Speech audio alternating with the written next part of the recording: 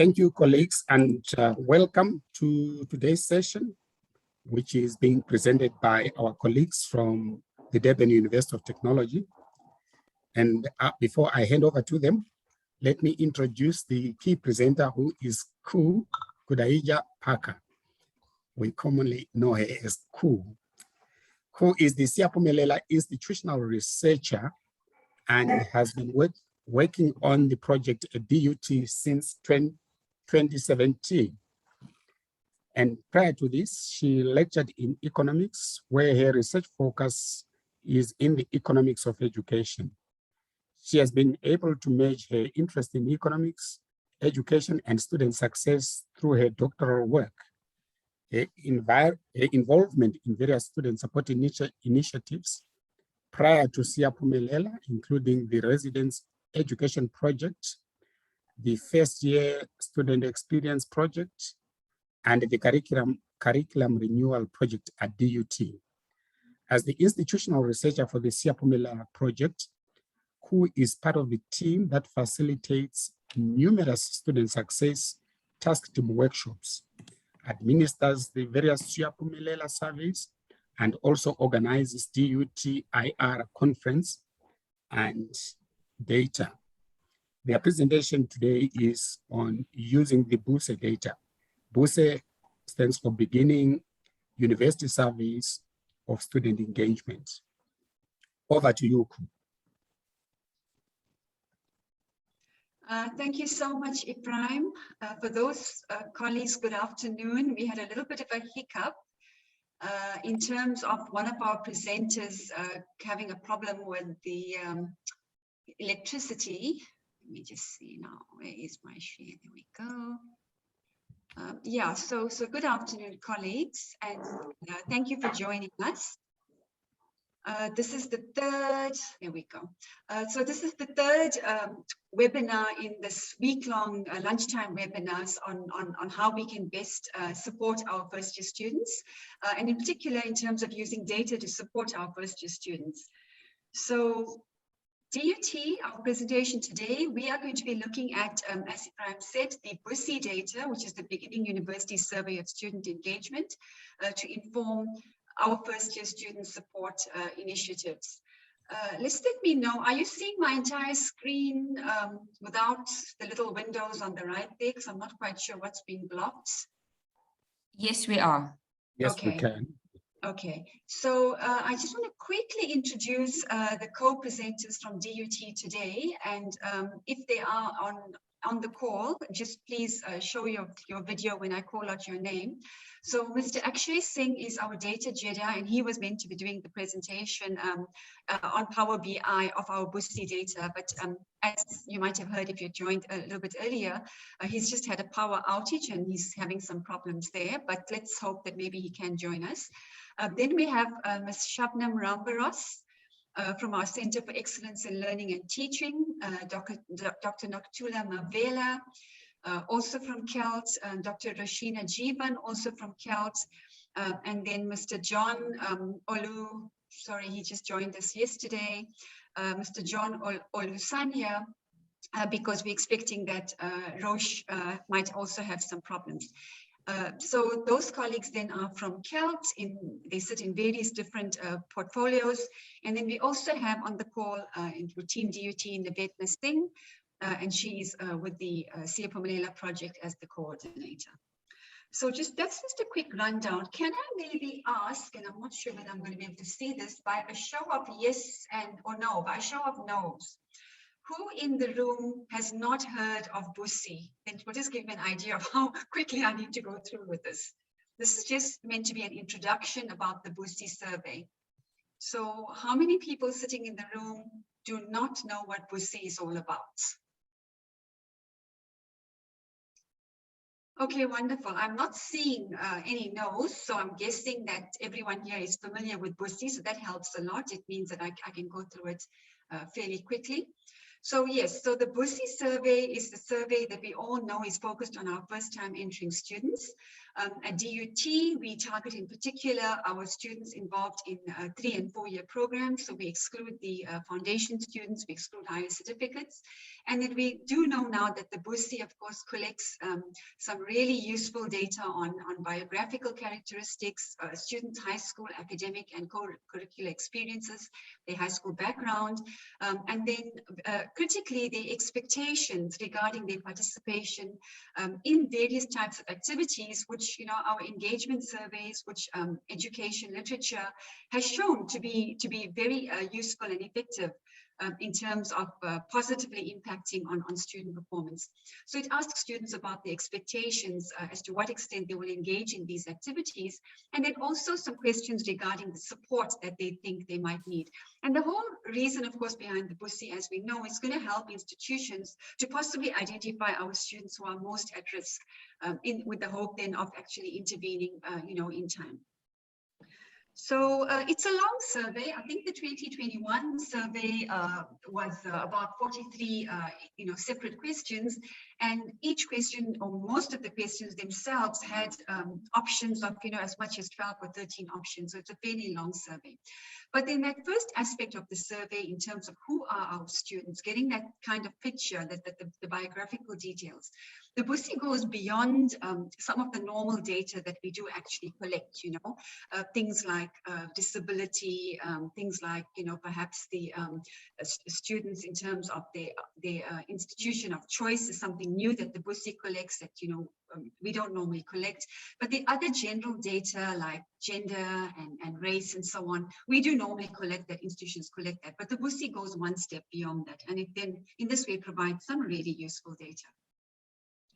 Then in terms of the high school background, again, the BUSSE looks at specific things. It looks at students' experience in terms of writing, how much of writing they've done, what type of writing, what was the language of instruction. Yes, we know it's meant to be English officially, but it probes questions as to, well, to what extent, were you actually using languages apart from the official language of English, for example. The type of high school, learning practices that the students may have engaged in, co-curricular experiences, very, very interesting data there. And then questions around, how they manage their time amongst co-curricular, if they're working, how they prepare for class, and that kind of thing. So there's a whole host of data around the high school background and experiences. And then the third kind of category of data that the BUSSE collects is this expected first-year experiences, and then the support that they think they might need.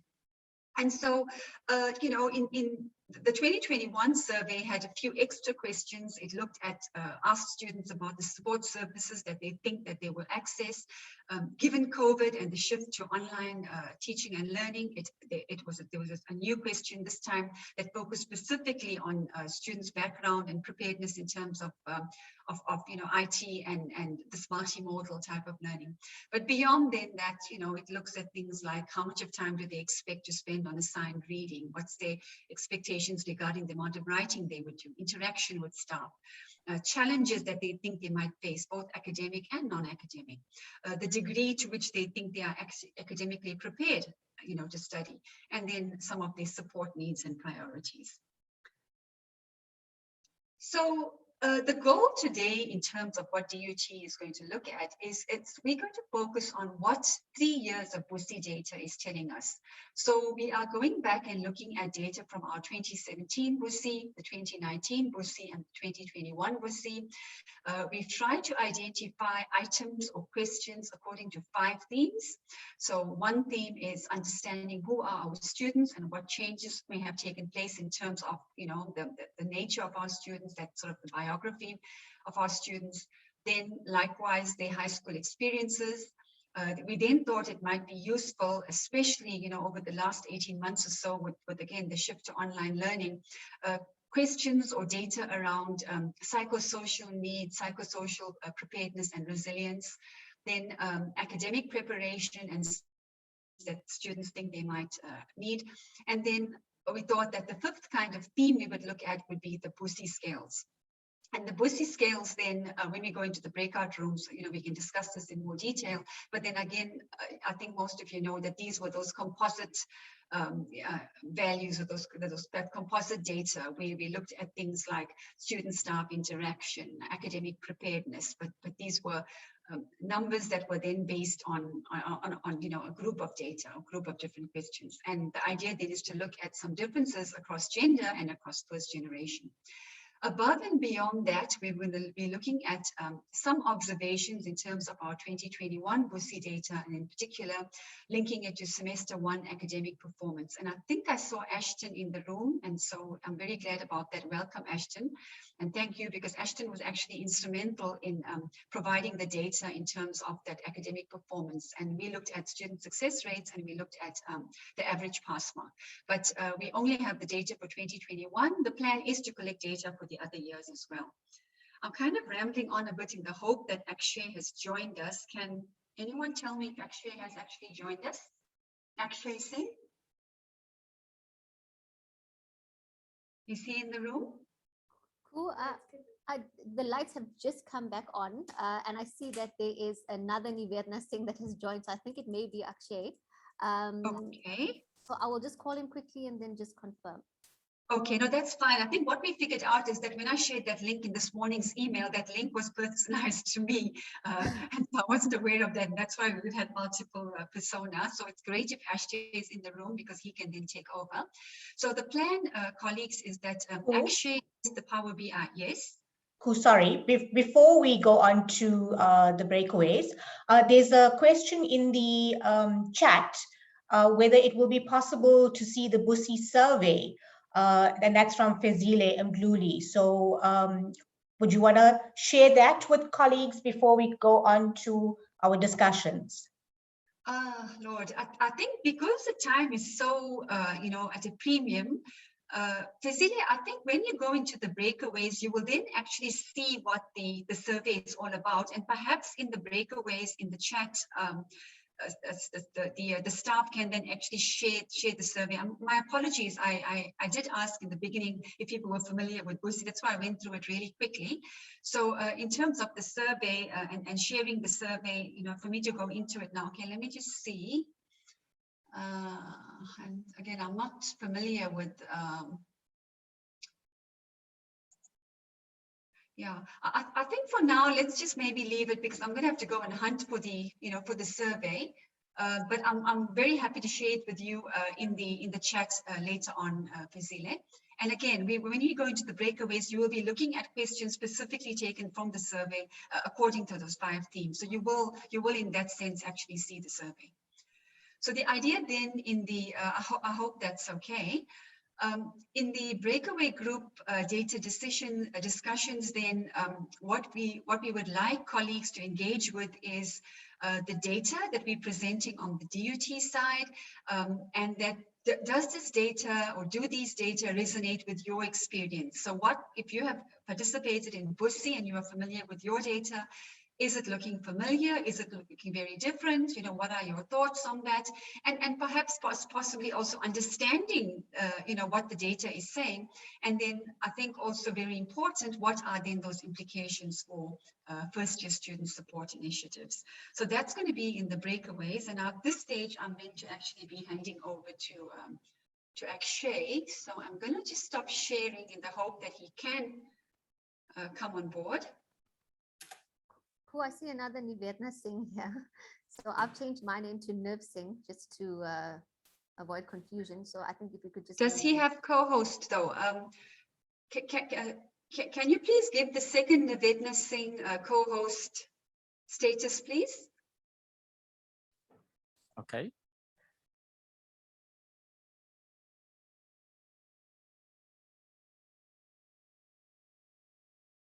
Okay, Akshay, are you in the room? Maybe just give us an audio indication. Hi, Ku. Yes, I'm here. Can everybody hear me? We can, yes. The floor is yours if you are able to, Akshay. Okay, sorry, I just need just a few seconds. I'm just signing in. Sorry, my lights just tripped. Okay. Great. I'm glad you were able to join. I was just thinking the alternative is I did actually open the dashboard, but there's no way in which I can do justice to it in the same way that you can.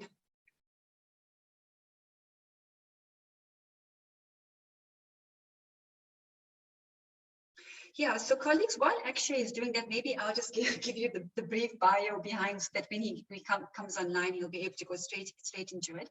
So I think, as you all know, at DUT, we have 3 focus areas. And in each of our focus areas, we have appointed someone whom we call a data Jedi. And these data Jedi have a variety of different skills depending on the focus area in which they're working in. So we try to assign data Jedi with, for example, qualitative skills, qualitative research background into focus areas such as our focus area 2, BUSSE, what we used to call moving the middle, where we might have more qualitative work. And then Akshay, there we go, Akshay. Akshay is our quantitative person, and he is with focus area 3. Akshay, over to you, and I'm going to stop talking now. Thank you, Ku. Good afternoon, everyone. Apologies for the slight delay. My name is Akshay Singh. I am a mechanical engineer by profession, and I am an engineering data analyst and data Jedi here at DUT. Today, I will be presenting on the Beginning University Survey of Student Engagement, known as BUSSE. For the analysis, we are reporting on 2017, 2019, and the 2021 BUSSE data set. And I've also included the student performance data for 2021 first semester, which I have been able to map onto the 2021 BUSSE data. The platform that I've chosen to develop this analysis is Microsoft Power BI, as we can see on the screen. It is just a quick background into the software before I get into it. It is a business intelligence software that provides users with the ability to transform and model complex data sets, such as that of BUSSE and the student performance data, and can also help us to develop unique and customizable visuals, as you will see shortly. Also with Power BI's online service, it gives you the ability to share the report across organizations. After my session, the breakout rooms will be divided into themes. And for the sake of time, I will only take you through one questionnaire per theme and demonstrate some of the filtering and capabilities of Power BI as I go along. Also to note, before I get into it, sorry, I see that this is just started on a different screen.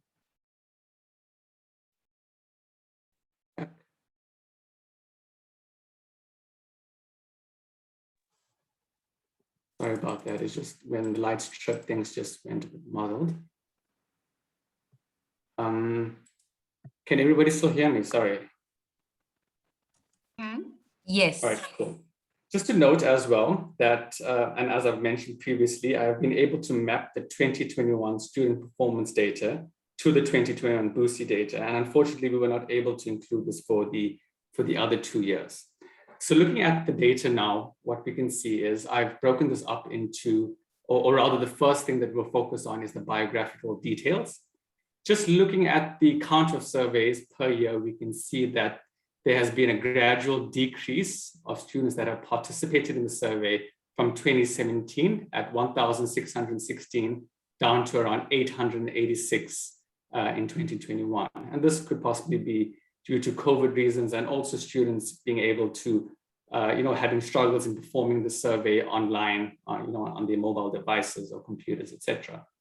So just looking at maybe the first analysis that I'm going to showcase, looking at the high school graduation year. So what we're going to be looking at here is students who have entered DUT in 2017.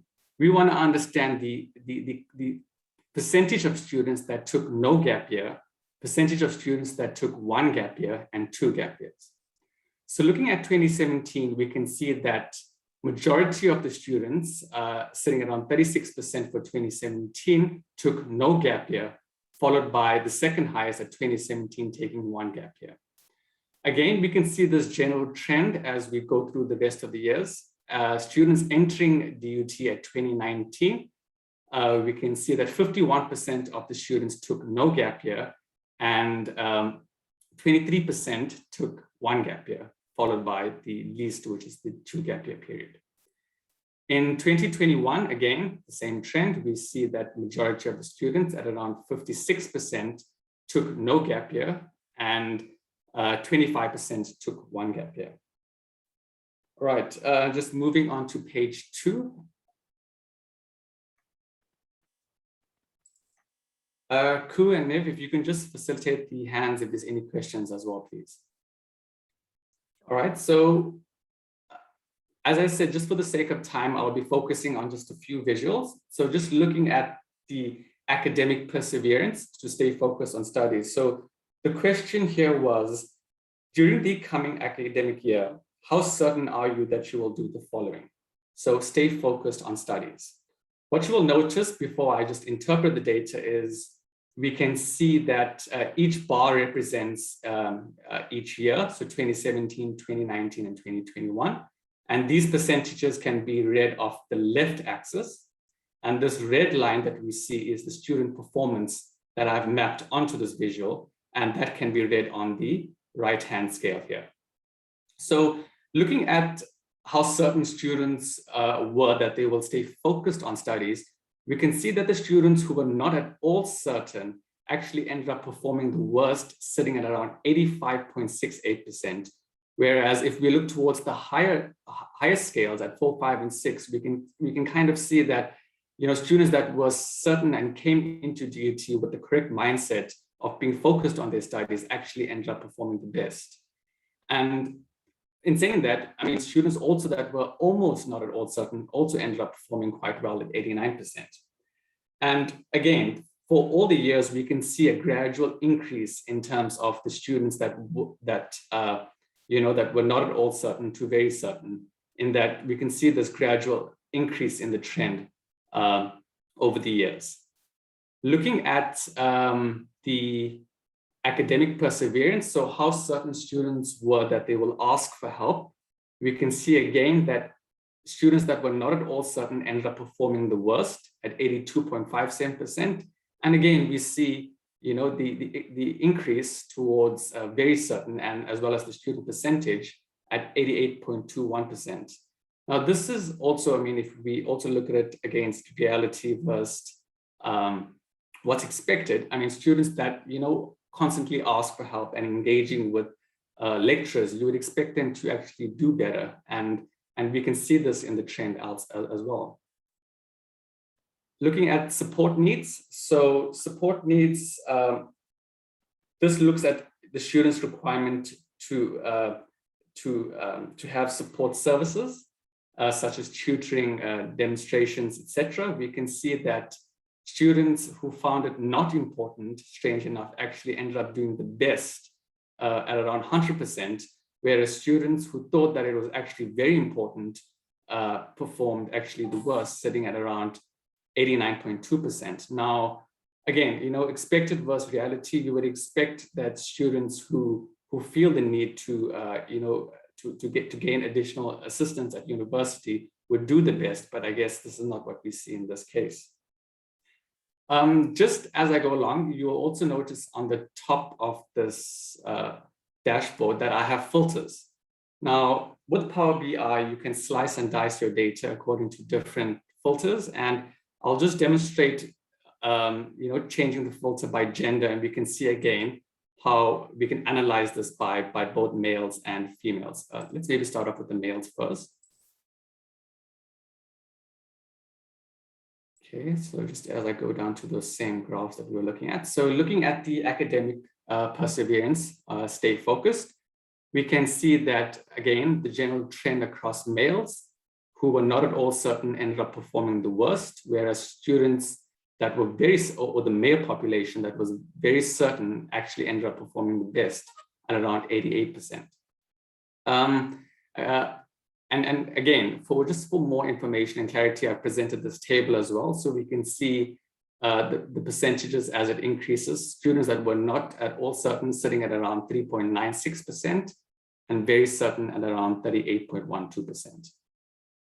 Looking at maybe the females, let's just filter that and we can see how that looks as well.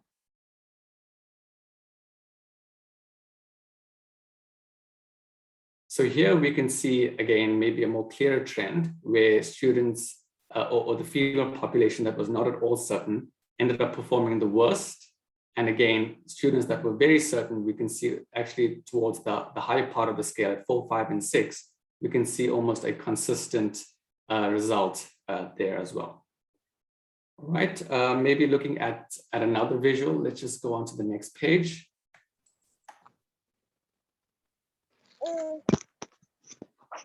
Okay, so let's look at, maybe let's look at reading. I'm just getting there.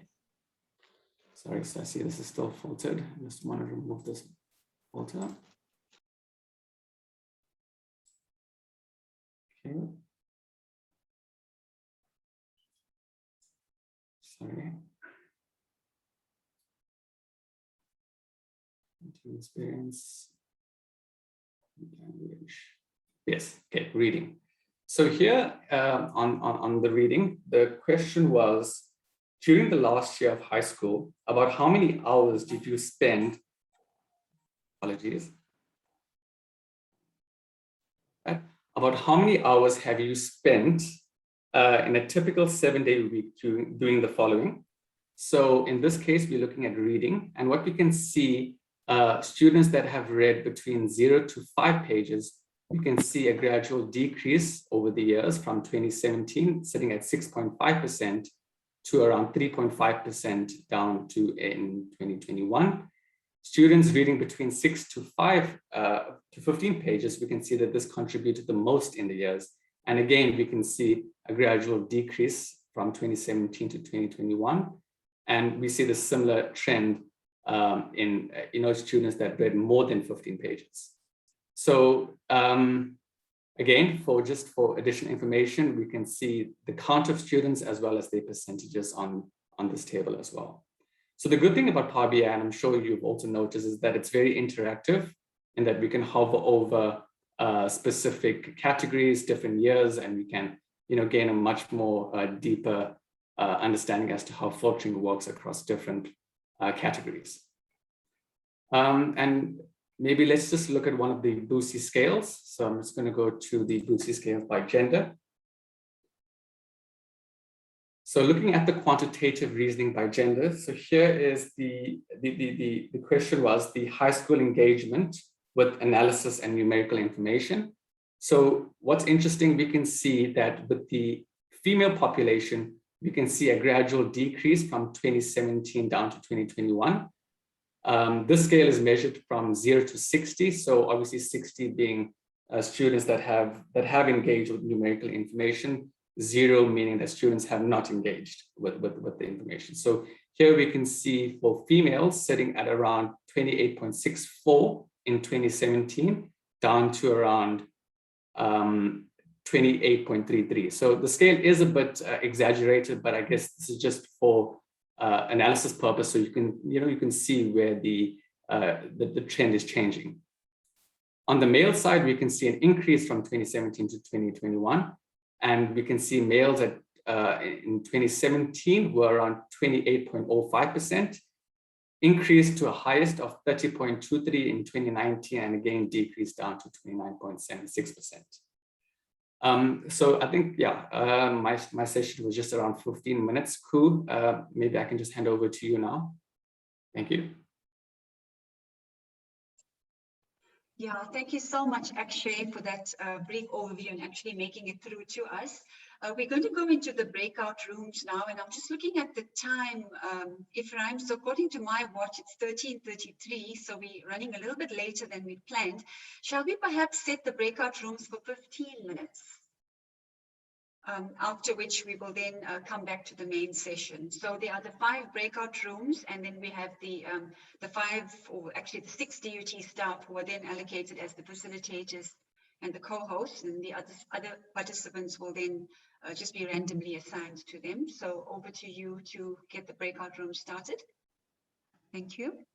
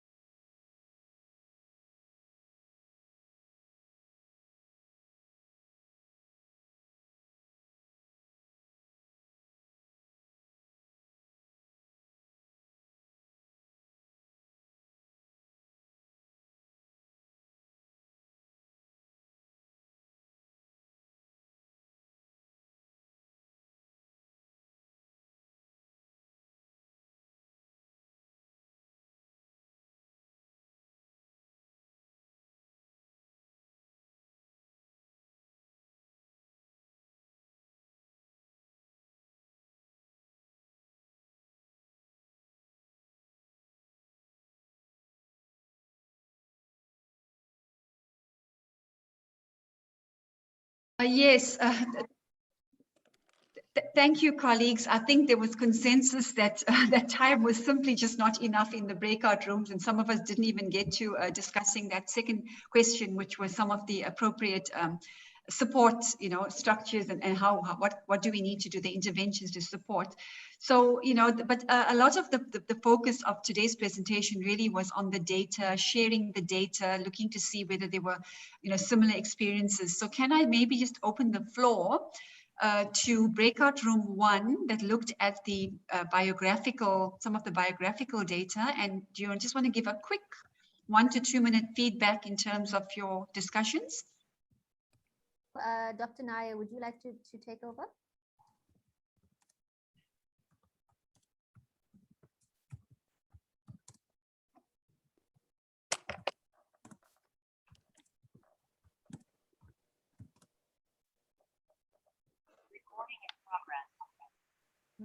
Okay. Cool. Dr. Naya was meant to. Oh, sorry, I was muted. Sorry. So we talked about the trends observed, and then in terms of each one, the implications for student support. The first thing we discussed was the issue of the gap year. And in the case of DUT, we saw that more than half the students had not taken a gap year. We talked about some of the reasons for this. The fact that they were, this would imply possibly some economic reasons, students not being able to afford to go to university straight after matriculation. And we also discussed a little bit about whether it's better to take a gap year or not, whether it's, students then come to university with a stronger academic mindset if they come straight to university after matric, or if they gain more maturity by coming back later, a little bit later, a few years later. And then we also talked about first generation students. And at DUT, the majority of the students are first generation. Fizile from WITS shared that 40%, I think that's the figure that was shared, are first generation students at WITS. And we talked about what this means for universities. Obviously, it implies that there must be more support at university, given the fact that students don't have that support at home, and that universities should be able to step in to provide that kind of support, not just in terms of teaching and the classroom, but also in terms of like the financial aid, etc. And I think that sums it up quite quickly, just given that we've got very little time to sum up. Thank you so much, Dr. Naya. Yes, and I think it's interesting also, thank you for sharing the WITS experience too. Yeah, that's what we need to know is to also see where are these common experiences, but at a national level, we need to know how to intervene, I think also. Thank you for that. Can we have breakout room 2, please? High school experiences, background. Hi, Ku, I think that was us. And very similar to what John was saying is that we hardly had any time to discuss the implications. So we looked at the data and looking very much at what Akshay was saying in terms of the trend decreasing in terms of the number of pages that students were actually required to write, whereas it was where it went downwards from 2017, if we're looking at the 0 to 5 pages, and increasing in terms of the 6 to 15 pages, and that more and more students were spending time writing, whether it was essays, for example, or short word answers and so on. So that's the trend that we saw in terms of our students. And then very similar to the reading as well, there seemed to be a bit of a spike in the 6 to 15 pages, and for all of the years, in fact, and then the downward trend in terms of the 0 to 5 pages across the 3 cohorts. And then we kind of looked at the co-curricular activities, but we didn't get to discussing it. We were we spoke more especially about what DUT is doing in terms of some of the interventions that we have in place. And I mentioned the things like our first year student experience and some of the things that we do in terms of the first year student experience and the seminars that we are offering, and then also the residence education program in terms of the tutorials that are offered as well. Lauren, do you want to go ahead? Thank you, Shabnam. I know we didn't have a lot of time to discuss this, but what really stood out for me is the way DUT is using the student voice to feed back. And so, and I'm sure that Shabnam and Ashton can articulate this better than me, but what they do is to take the students who've been through the first year of university and have them then feed back into and speak to the next group of students, or at least the data is shared with the next group of students, to say to students that this is how this group was prepared for university, and then this was their actual experience of university. So kind of closing the feedback loop in that way. And, you know, students respond to peers, they respond to other students' experiences. So I thought that was quite a powerful reflection. Thank you. Thanks, Lauren. So I think that's it from us, Koo. Thank you, Shabnam. And yes, thank you for that point, Lauren. You know, also, I think we've got a lot of initiatives that may not necessarily be, you know, first year experience aligned, but things like the VUNA Leadership Academy, where we're definitely using students or bringing students on board rather than saying using, bringing them on board, including them in the different activities, even at the strategy level for the institution, which is really what the VUNA Leadership Academy also focuses a lot on. So yeah, thank you for that acknowledgement. Can we have the third room, please, breakout room? I think there was psychosocial and resilience. Yes, indeed. Thank you so much, Dr. Koo. So we were looking at psychosocial and resilience, and we looked at how students were to stay focused on their studies. And one of the interesting things that came up was the belief system of students, and further interrogation into why they would believe they are not going to remain focused or likely to stay focused or defocused on their studies. And so further research is definitely needed on psychological issues. But one solution that we did discuss was the importance of mentoring programs and psychological support for our students, as well as early identification of at-risk students and ensuring that we attend to them to ensure they remain positive. We then also looked at the likelihood of students asking for help. And we did agree that in as much as we are trying to develop our students to be critical thinkers and autonomous, we should be able to create enabling environments to build student confidence so that they're able to feel free to ask for help when they need it. And it is important that help can be in the form of buddies or peers, as we have seen being established at DUT from peer advisors, as well as from an institutional or staff point of view, and the importance of programs such as academic advising, first year student experience, first year academy, first year experience, and senior year student experiences. Then we were just beginning to look at how students would remain then positive. And a question that arose there was, what were the measures that were used to assess the positivity? Was it a generalized question of, do you find yourself remaining positive or not? And there's a need for further engagement with our students so that we can unpack the intrinsic factors that lead to positivity or not. Thank you so much. That's where we ended. Oops, I'm muted. Thank you, Dr. Is there any further feedback, maybe from the group in general, or any comments?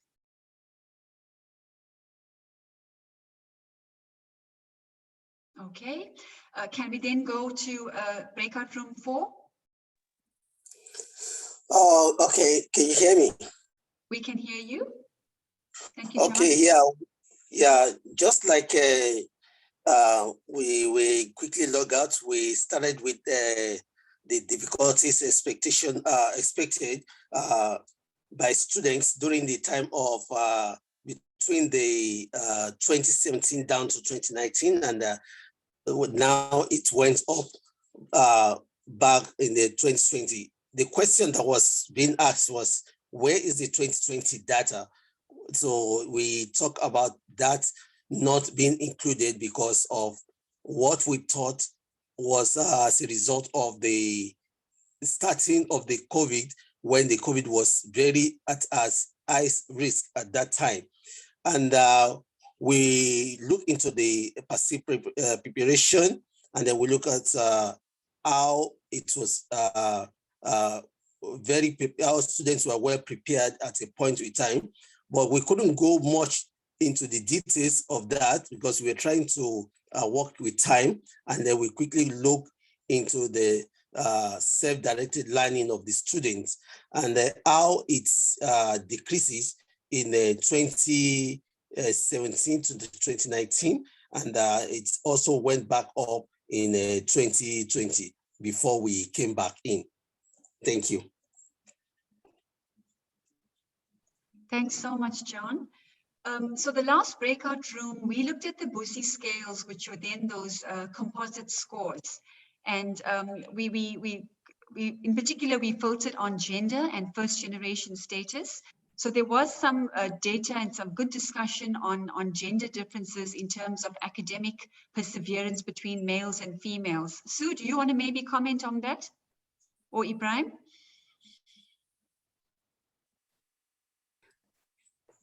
I don't have a comment on that. Yes, please go ahead.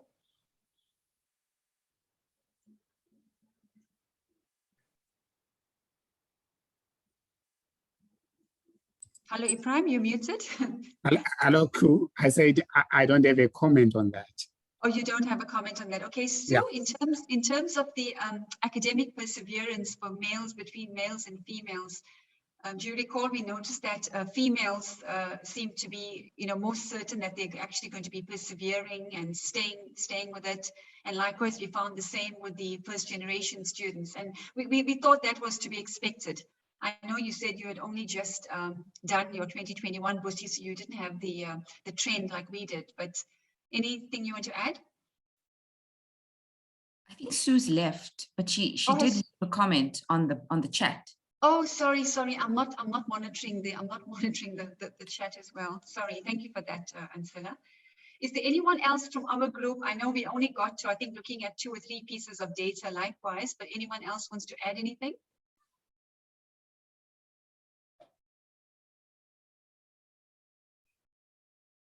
Okay, no, nothing. Yeah, so I think what we know, what the data for DUT was showing, which kind of then supports some of the gender gap in performance at university, was feedback, and certainly the trend data is showing this, where female students seem to be more academically prepared. They are more certain that they will stay the distance, that they will persevere. And I think the discussion also then went to, we need to understand, for example, why is it that males feel less prepared, or why is it that males feel that they will not stay the distance? And I think the comment then was that, yes, the quantitative data is wonderful, but we do need those focus group interviews and so on. So yeah, we didn't get a chance, unfortunately, to go into more detail with the data. We really needed a 90-minute webinar, I think. But anyway, we wanted this in a lunch hour, so that was fine. Yeah, thank you. So thank you, colleagues. I think Ibrahim, before I hand over back to you again, I just wanted to make the comment to the group that, in terms of Power BI, colleagues, we are actually considering offering Power BI on the national platform, for in terms of workshops. So please just, we will do it through Sadie, of course. So please just keep your eyes open. And if you're interested in learning about more about how to use Power BI, that is what we are planning. So we're sort of moving beyond Excel and some of the other software packages, looking at things that are more powerful, and it would be Akshay who would do the training. So just watch the space, and we will provide more information about dates and things like licenses and that sort of thing. So thank you everyone for your contributions, and a thank you to Team DUT as well, to my colleagues as well. Ibrahim, over to you. Thank you very much, Crew, and your team for the presentation. We hope that people found it very beneficial. I mean, there's very useful information. I think that was coming through, especially the breakaway discussions. And I'm sure that people can be able to take some of those issues up when they get back to their institutions. So thank you very much, everybody. I just remind everyone that we have our second last webinar tomorrow, which will be presented by Fitz. So please, let's meet tomorrow at the same time. Thank you very much. Thank you, everyone. Bye-bye. Stay safe.